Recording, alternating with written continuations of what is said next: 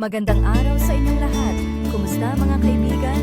Maligayang pagdating sa Dream Success Fuel Channel. Ngayon, pag-uusapan natin ang 7 mahalagang aral mula sa aklat na Basic Laws of Human Stupidity ni Carlo M. Sapola. Ang aklat na ito ay nagbibigay ng malalim na pag-unawa sa ugali ng tao, lalo na ang laganap na kalikasan ng cab stupidity at ang mga epekto nito sa ating lipunan. Simulan natin sa isang pangunahing ideya. Ang isang tao na stupid ay isang tao na nagdudulot ng pinsala sa iba nang hindi nakikinabang sa kanyang mga aksyon at minsan, siya pa ang napapahamak sa kanyang sarili. Ang mga batas na ito ay naglalarawan kung paano kumikilos ang cab stupidity at kung ano ang mga epekto nito sa bawat isa sa atin. Ngayon, tingnan natin ang unang batas, ang pag-iwas sa pag-aakala na mababa ang bilang ng mga stupid na tao sa ating paligid. Madalas, iniisip natin na ang mga tao sa ating paligid ay mas rational kaysa sa talagang sila. Pero ang katotohanan, ayon kay Sapola, ay palaging may mas maraming stupid na tao kaysa sa inaasahan natin. Isipin mo na lang ang mga pagkakataon sa trabaho kung saan ang isang manager ay umaasa na lahat ng empleyado ay susunod sa mga simpleng patakaran. Ngunit may isang tao pa rin na nagkukulang at nagdudulot ng aksidente. Nakakabigo, diba? Kaya mahalaga ang pagiging mapanuri sa ating paligid. Pangalawa, ang posibilidad na maging stupid ay hindi nakabagay sa anumang ibang katangian. Ibig sabihin, kahit gaano pa tayo katalino o kagalang-galang, hindi tayo ligtas sa pagiging stupid. Halimbawa, isipin mo ang isang mataas na edukadong tao na gumagawa ng mga desisyon na tila bobo at hindi makatuwiran. Minsan, ang mga leader na may mataas na antas ng edukasyon ay nagiging dahilan ng mga maling desisyon na nakakasama sa kanilang mga nasasakupan. Kaya dapat tayong maging mapanuri sa mga aksyon ng ating mga leader, hindi dahil sa kanilang mga credential, kundi dahil sa kanilang mga desisyon. Pangatlo, ang mga stupid na tao ay nagdudulot ng pinsala sa iba nang hindi sila nakikinabang. Isang magandang halimbawa nito ay ang mga tao na nagkalat ng maling impormasyon. Isipin mo ang isang tao na nag-aakusa ng iba nang walang batayan, nagiging sanhi ng pagkasira ng reputasyon ng isang tao nang hindi naman siya nakikinabang dito. Ang ganitong ugali ay hindi lamang nakakasama sa iba, kundi nagdudulot din ng gulo at kaguluhan sa lipunan. Ngayon, pumunta tayo sa ika-4 na batas.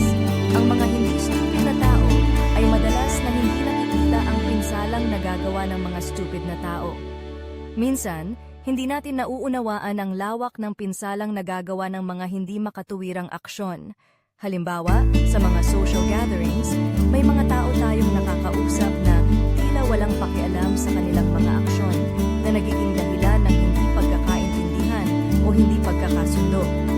Dapat tayong maging mas maingat at mapanuri sa mga ganitong pagkakataon.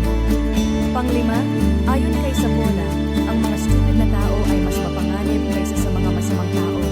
Bakit? Kasi ang mga masamang tao ay kadalasang kumikilos para sa kanilang sariling kapakinabangan, samantalang ang mga stupid na tao ay kumikilos ng walang logika at walang pakialam sa mga magiging resulta ng kanilang mga aksyon. Isipin mo ang mga pagkakataon sa mga pampublikong kalusugan kung saan ang maling impormasyon ay kumakalat at nagiging sanhi ng takot at pag-aalinlangan sa mga tao. Ang mga ganitong